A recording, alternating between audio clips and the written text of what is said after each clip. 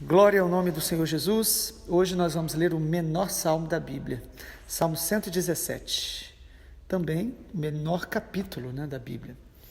Louvem o Senhor, todos os gentios, que todos os povos o louvem, porque grande é a sua misericórdia para conosco, e a fidelidade do Senhor dura para sempre. Aleluia. Um salmo tão pequeno, um capítulo da Bíblia tão resumido, são 2 versículos apenas, e o tema principal é que o Senhor deve ser louvado por todas as nações da terra. Claramente o salmista diz que todos os povos devem louvar ao Senhor. Isso significa que a salvação do nosso Deus e a manifestação da sua grandeza, da sua glória, deve ser conhecida de todas as nações. O desejo de Deus é que todos os povos o adorem, todos os povos sejam salvos. Deus criou, Deus ama e Deus quer salvar todos os povos. A tendência nossa é interessante, que é a gente pensar sempre em nós. A tendência do ser humano é muito egoísta. A gente pensa na nossa salvação, nas bênçãos para a nossa vida, na gente superar as nossas dificuldades. À medida que a gente vai amadurecendo, a gente começa a pedir também a salvação da nossa família, a salvação de amigos. Mas parece que, biblicamente falando, quanto mais a gente conhece a Deus, quanto mais profunda for a nossa intimidade com Deus, mais ampla será a nossa visão e o nosso desejo de ver as pessoas sendo salvas. Deus é o Deus de todas as nações, de todas as etnias.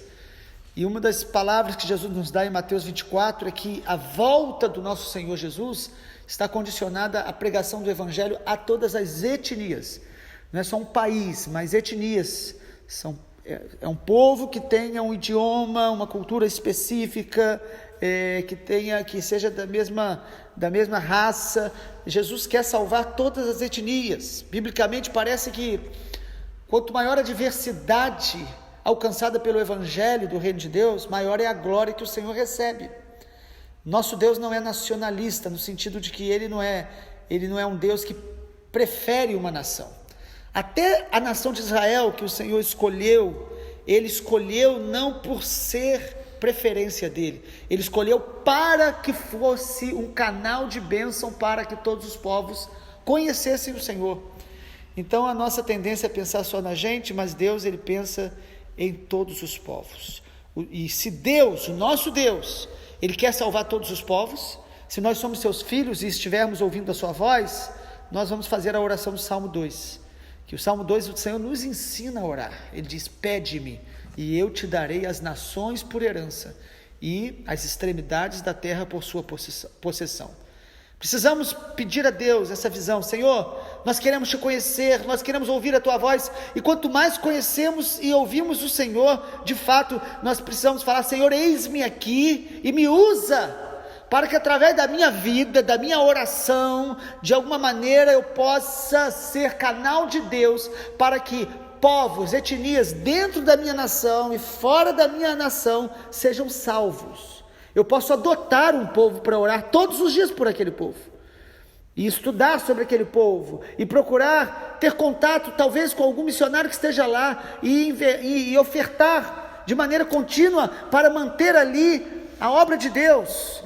O chamado missionário está em toda a Bíblia. Deus é um Deus missionário.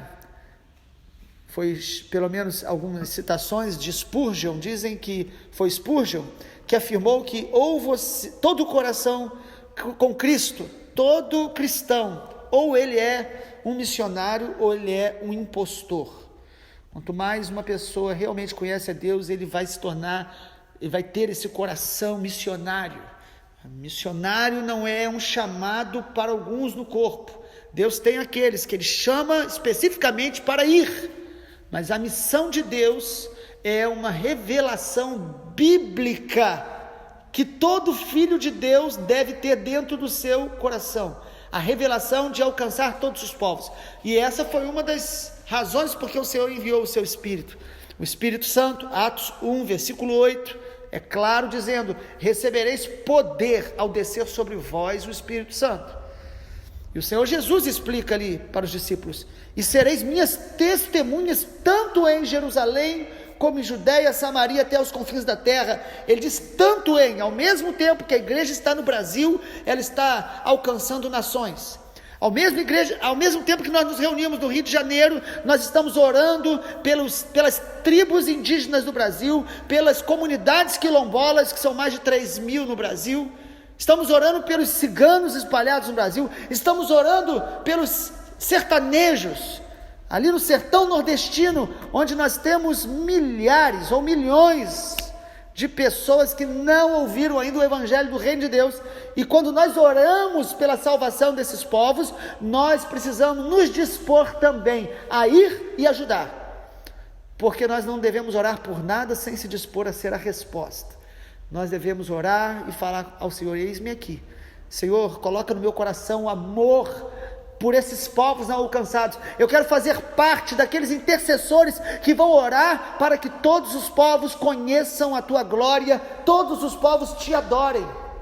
A sua oração, a minha oração, pode ser usada por Deus para abrir os olhos espirituais de pessoas em qualquer lugar do planeta. E isso vai nos conectando com o coração de Deus. Isso vai nos libertando do egoísmo. Isso vai nos libertando de ficar pensando apenas nas nossas necessidades, nas nossas lutas e batalhas. Missão, na verdade, não é apenas para a salvação dos povos, mas a missão cura o coração da igreja. Porque se a nossa visão não for a visão de Deus, nós vamos limitar o propósito dele na nossa vida. E o texto bíblico do Salmo 117 nos mostra que nós devemos proclamar a todos os povos quem o Senhor é. Versículo 2 diz: porque grande é a sua misericórdia para conosco, e a fidelidade do Senhor dura para sempre. Há dois atributos de Deus que nós devemos manifestar para que as pessoas, os povos conheçam, e os nossos amigos também vejam através da nossa vida, que todos saibam que Deus é misericordioso. Misericordioso, Ele olha para nós com amor, com bondade. A misericórdia, Ele olha para a nossa miséria, mas Ele olha com graça, com o coração, de maneira que Deus, Ele levanta o abatido, Ele perdoa o que estava preso aos pecados, Ele restaura o ferido. Esse Deus misericordioso, nós precisamos experimentar e compartilhar essa misericórdia para que todos os povos conheçam. Eu me lembro algumas vezes que a gente leva o evangelho fora do Brasil, pessoas estão aprisionadas nos seus medos, nas suas culpas, pessoas que cometeram pecados graves e estão achando que a vida dela não mais pode mudar. Nós podemos chegar e declarar: o nosso Deus é misericordioso, Ele enviou Jesus para perdoar e transformar a vida de todo aquele que nele crê. Nós precisamos pregar isso para que todos os povos o adorem. E segundo, nós precisamos pregar que o nosso Deus também é fiel. Ele é misericordioso e Ele é fiel. O texto fala: a fidelidade do Senhor dura para sempre. Não apenas Deus nos levanta, nos fortalece, perdoa, mas Deus também é confiável. Nós podemos confiar nele. Nós podemos confiar, buscá-lo e confiar que Ele vai sustentar a nossa caminhada, que Ele vai segurar nas nossas mãos os momentos difíceis. Ele é fiel, Ele não nega a sua palavra, até quando nós somos infiéis, Ele permanece fiel e Ele é confiável. Por isso nós podemos dar a Ele toda a honra, toda a glória, todo o louvor. Me parece muito o contexto de Lamentações de Jeremias, capítulo 3, quando ele diz: quero trazer à memória o que me pode dar esperança.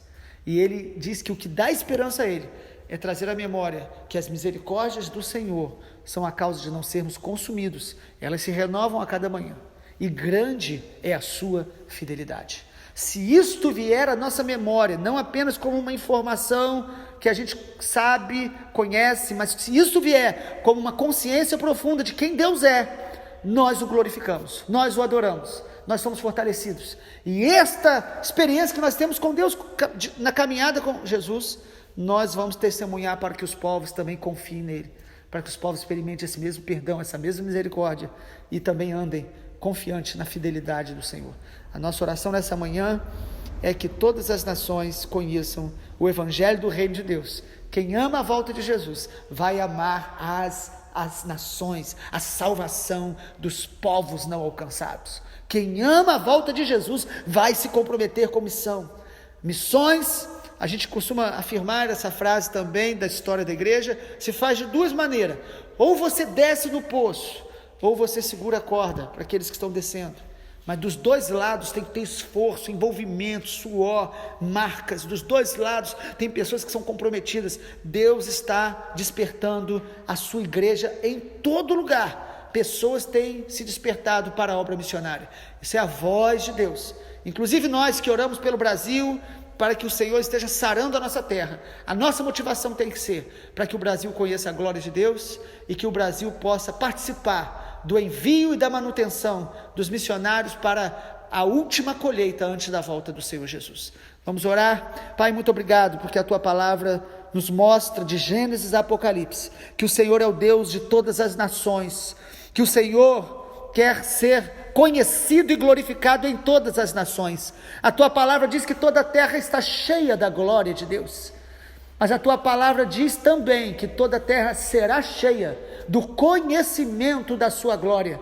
Pai, nós oramos para que como igreja no Brasil, igreja no estado do Rio de Janeiro, onde estamos também, que o Senhor nos faça uma igreja cada dia mais, que conheça o Senhor, que conheça e ouça a voz do Espírito Santo, e assim possamos testemunhar Jesus, manifestar Jesus em nosso contexto local, em nossa região. Ó Deus, testemunhar Jesus nos povos, nos segmentos menos evangelizados dentro do Brasil, e também possamos participar, orar, ir, ajudar a obra missionária em todas as nações da terra. Levanta os Teus trabalhadores para a seara nesta geração. Em nome de Jesus, nós também dizemos: eis-nos aqui, nos envia para a glória de Jesus. Amém, Senhor. Glória a Deus.